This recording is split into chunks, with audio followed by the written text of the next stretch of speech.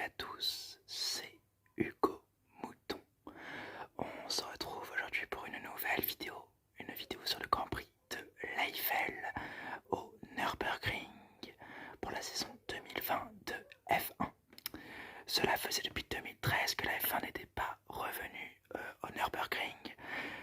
La dernière fois d'ailleurs Vettel s'était imposé, Hamilton avait pris la pole position et Kimi Raikkonen et Grosjean avaient fait un podium, donc ça remonte. On va directement commencer sur ce week-end de Grand Prix, c'est parti. En FP1, cette session était censée être la première pour Mick Schumacher et Callum Ilott en F1, mais la pluie et les mauvaises conditions empêchent les hélicoptères médicaux de pouvoir voler. La saison n'aura donc pas lieu, ce qui pourrait donner un week-end de course plutôt compliqué pour les teams et qui donnera une course passionnante, on en est sûr. Peut-être un nouveau podium surprise avec, imaginons, Grosjean et Raikkonen, les deux anciens gars qui ont fait des podiums, ou peut-être un nouveau podium man comme Giovinazzi, ou alors on va dire une surprise un peu moindre avec une McLaren ou une Renault aux avant-postes.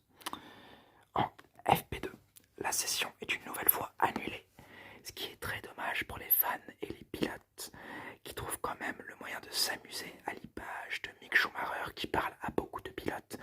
C'est toujours bien pour un pilote de F2 d'essayer de comprendre comment se déroule un paddock de F1, puisqu'on espère pour lui qu'il sera en F1 l'an prochain. Mais Mick n'est pas le seul à être en action dans ce paddock, car les pilotes Williams, Latifi et Russell se chamaillent avec le panneau d'instruction. Latifi marque B1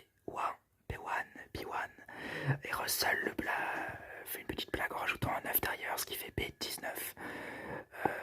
Ce qui est plutôt drôle de voir les deux pilotes plutôt relax avant ce week-end de course.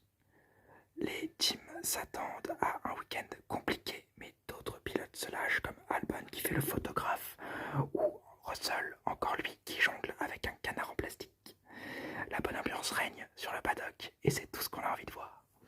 En FP3, la dernière session au Nürburgring sera finalement la troisième. La première session au Nürburgring sera finalement la troisième, pendant laquelle les pilotes devront tester, mais aussi récolter le plus d'infos possible, ce qui sera très important pour leur voiture, leur course de dimanche et la qualification qui suit après la FP3. Mais l'info la plus importante est le remplacement de Stroll par Hülkenberg. En effet, le Canadien est malade et ne peut donc pas monter dans sa voiture. Alors il n'a pas le Covid, c'est ce qu'on sait, maintenant quoi. Mais donc c'est Hülkenberg qui va le remplacer au pied levé, malgré le fait qu'il n'ait quand même pas pris part à la première session, enfin à la FP3. On espère qu'il aura le temps de prendre part à la qualification, étant donné que la voiture doit être calibrée pour lui et qu'il doit arriver au circuit. Pendant cette FP3, Vettel spin et Russell fait la tondeuse dans l'herbe.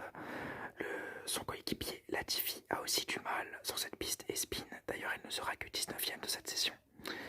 Bottas est le plus rapide, suivi de Lewis Hamilton et des très bonnes Ferrari et Red Bull. Les Ferrari qui ont apporté des upgrades mécaniques qui semblent porter leurs fruits.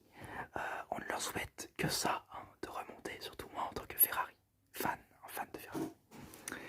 En Q1, les qualifications. Hülkenberg arrive, mais ne peut quasiment pas prendre part à la qualification. Et il partira 20ème derrière Raikkonen, Latifi, Russell et Grosjean, qui sont éliminés. Grosjean est d'ailleurs légèrement énervé car il s'est raté dans son dernier tour. En Q2, Magnussen, Giovinazzi, les AlphaTauri et Vettel sont éliminés. Plutôt décevant pour le pilote allemand qui était plutôt bon depuis le début.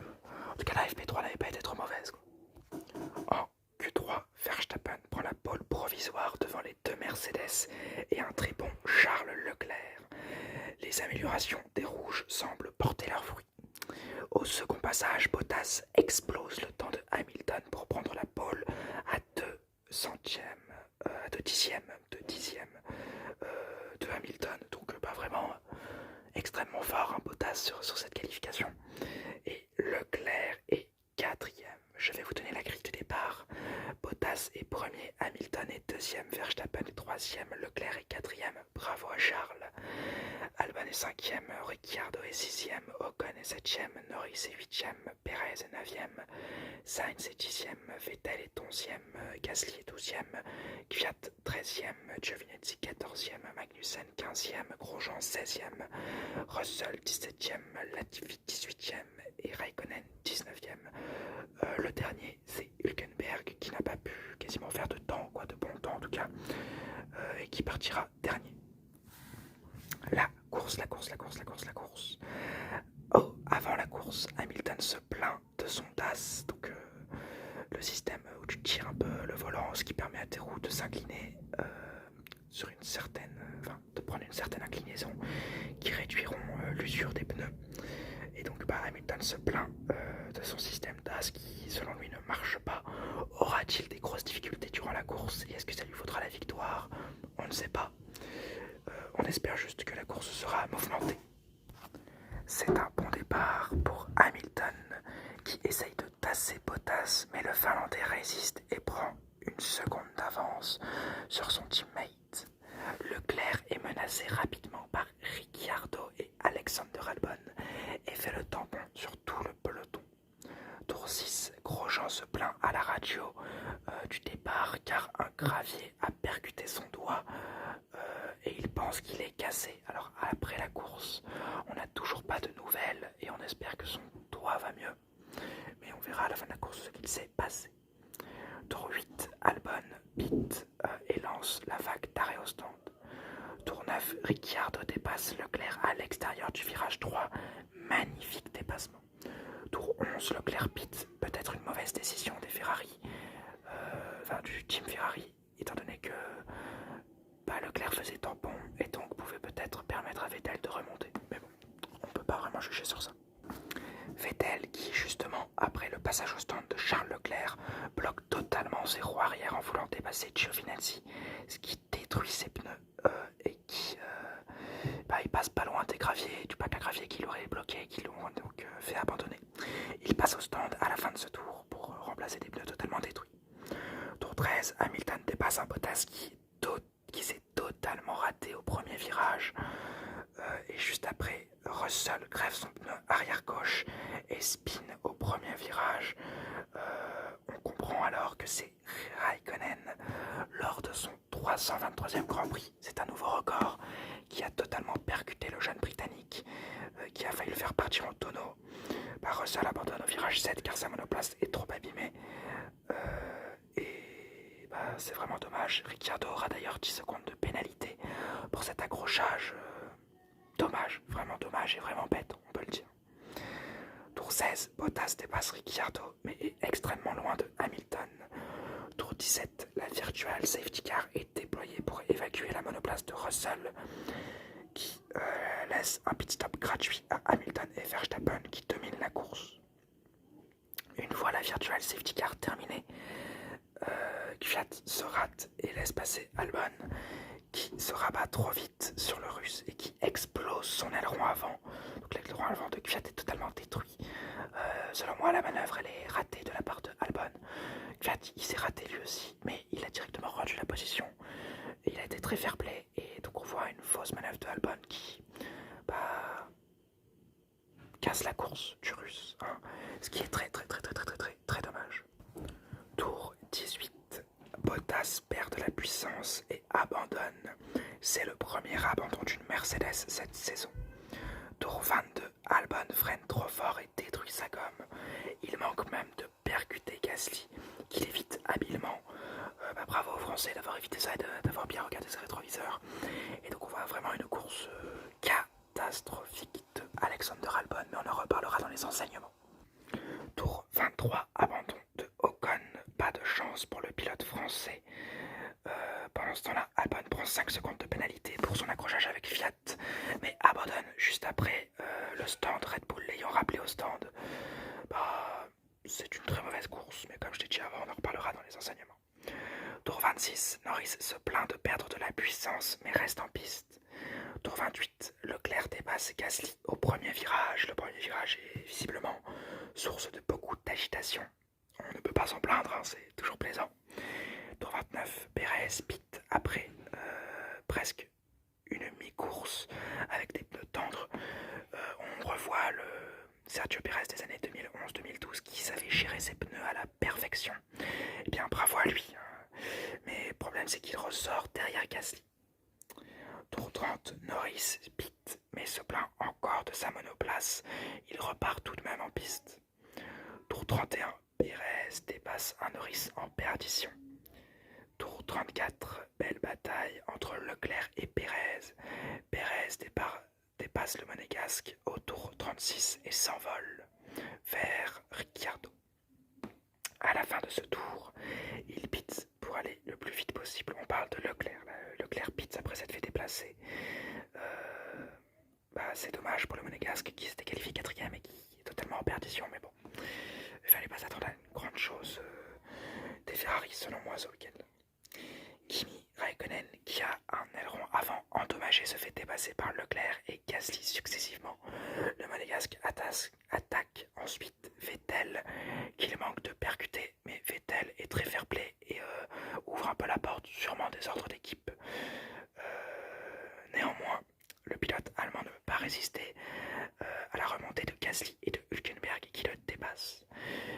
Il pitera d'ailleurs au tour 43 pour survivre avec des gommes trop abîmées, donc il préférera rentrer au stand pour peut-être aller plus vite, mais ça n'apportera pas ses fruits. Tour 44, Norris abandonne et provoque une safety car qui permet l'arrêt au stand de Ricciardo, Sainz, Hamilton, Verstappen, Gasly, Hülkenberg, Kvyat et Raikkonen. Pérez lui s'arrête tour 46 car il a raté l'arrêt des stands. Quand il est passé devant l'arrêt des stands, Norris a abandonné. Très dommage pour le pilote mexicain qui aurait peut-être pu avoir un très bon résultat. Néanmoins, il ne perd pas de position avec cet arrêt au stand. Différé par rapport aux autres. À la relance, au tour 50, Ricciardo essaye de doubler Verstappen, mais il se rate et il prend d'ailleurs une pression de la part de Pérez derrière lui. Pendant le tour de safety car qui est juste avant, tous les pilotes qui étaient à un tour de retard ont rattrapé ce tour. Donc tout se joue dans un mouchoir de poche. Et Leclerc peut tout aussi bien gagner le Grand Prix alors qu'il avait un tour de retard 5 tours plus tôt, quoi. Tour 51, Gasly dépasse Leclerc. Verstappen n'arrive pas à rattraper Hamilton tandis que Ricciardo tient sa 3ème place. Tour 55, contact entre Magnussen et Vettel qui se battent pour la 11ème place. Et tour 60, le dernier tour de ce Grand Prix, voit Hamilton remporter son 91e Grand Prix. Il égale Michael Schumacher, bravo à lui. Il est suivi d'un rapide Verstappen qui prend le meilleur temps en course sur le dernier tour et d'un magnifique Ricciardo qui fait le premier podium de Renault depuis leur retour en F1. Bravo, bravo, bravo à lui.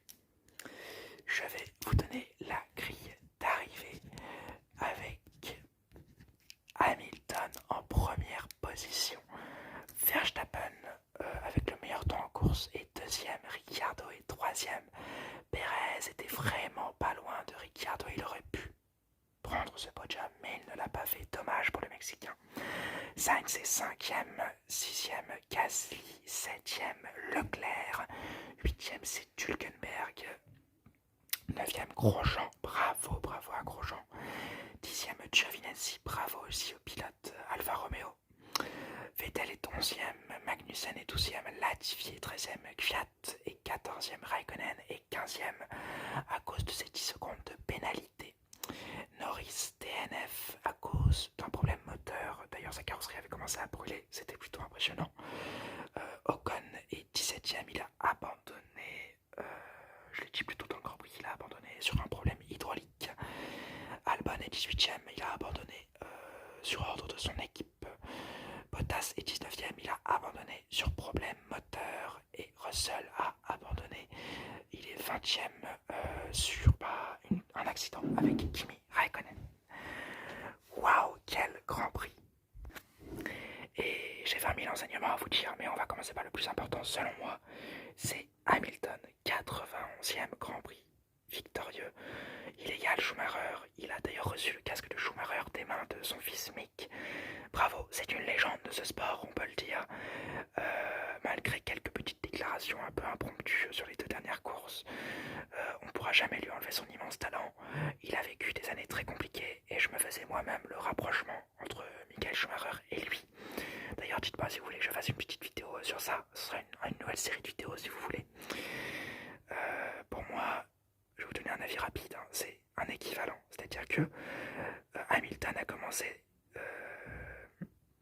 sa carrière chez McLaren Mercedes et a remporté des titres directement pour connaître un long passage à vide et reconnaître le succès. C'est exactement la même chose pour Michael Schumacher qui a connu 2 premières victoires chez Benetton, puis un long passage à vide chez Ferrari, et ensuite les 5 années de règne qu'on a connu, qu'on a connu. Donc bravo à Hamilton, et pour moi on peut totalement faire le parallèle entre ces 2 grands champions que sont Schumacher et Hamilton. Et Hamilton contraste totalement avec Bottas. J'ai mis 0 sur 20. Hein. Raté au premier virage, des erreurs, aucune, pas très incisive quoi en tout cas. Et en plus un problème moteur qui n'est pas de sa faute, mais c'est très dommage. Renault, un podium, bravo à la marque aux losanges. C'est quand même dommage pour Ocon hein, qui est très malchanceux, 3e abandon de la saison. Ça commence à faire dur, surtout que il est souvent comparé à Ricciardo. Il doit être comparé à Ricciardo. Et tiens, en parlant de Ricciardo était sur un podium est égal à un tatouage pour Cyril Abitbol. Alors, dernière nouvelle, c'était une pinte de bière et d'une saucisse qui allait être tatouée. J'espère pas pour le team manager français, mais la bonne ambiance règne chez Ricciardo et chez Renault, et c'est tout ce qu'on peut leur souhaiter. Un petit détour chez Red Bull qui a été très rapide pendant cette course, surtout avec leur pilote étalon Max Verstappen, tandis que Albon s'est totalement raté. Albon au même niveau que Bottas, hein, vraiment un accident avec Fiat, dangereux sur la piste. C'est bien qu'il ait abandonné selon moi, et j'espère qu'ils vont le remettre en place au niveau de l'équipe, parce que j'ai l'impression que son crédit de remplaçant de Gasly, c'est totalement épuisé. Mais pour autant, je sais pertinemment au fond de moi que jamais Gasly ne sera repromu, et je suis même sûr que Gasly ne voudrait pas être repromu, étant donné qu'il s'en sort très bien chez AlphaTauri. La preuve, il a encore marqué des points ce week-end. Il a marqué des points tout comme Romain Grosjean. Alors pauvre Grosjean qui s'est visiblement fait mal au doigt, et je l'ai dit, je n'ai toujours pas de nouvelles. On n'a toujours pas de nouvelles sur ce qui s'est passé. Mais bravo à Romain qui est maintenant 18e du classement en pilote. C'est une légère satisfaction, il sera devant les Williams. Et on ne peut lui souhaiter que du bon pour sûrement sa dernière saison en F1. En parlant des Williams, pas de chance pour George Russell qui est harponné par Kimi Raikkonen un peu trop brouillon. Et le point Kimi Raikkonen pour terminer cette vidéo qui j'espère vous aura plu. Kimi qui finit 15e à cause d'une pénalité. Il bat le record de Rubens Barrichello. Et sa réaction en fin de course veut tout dire quand son ingénieur vient lui dire que c'est une légende et qu'il vient de dépasser le record de nombre de participations. Aucune réponse de la part de Kimi qui en avait encore une fois rien à foutre. On aime Kimi ou on ne l'aime pas, moi je l'adore, vous le savez. Et j'espère qu'il sera encore là l'an prochain. Et s'il n'est pas là l'an prochain, j'espère que ce sera un petit pilote du genre Schwartzman ou Aylott qui prendra sa place, car on n'a que envie de voir ça. J'espère que cette vidéo vous aura plu. Elle aura été un tout petit peu bordélique. Excusez-moi pour les petits bruits parasites qu'il y a eu dans la vidéo. J'espère tout de même qu'elle vous aura plu. Et n'oubliez pas, Forza Vela!